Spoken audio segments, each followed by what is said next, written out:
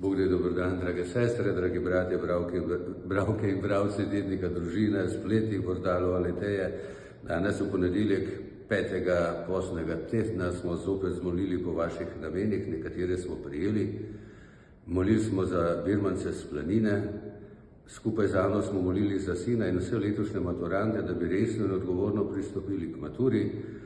Molili smo za eno družino, za mamino zdravje, ker si je ponovila bolezen, dodali smo pa seveda vse druge prošnje. Posebej smo imeli tudi v mislih vse žene in matere. V teh dneh, ki je pred nami, je tudi praznik Gospodovega oznanjenja, materinski dan.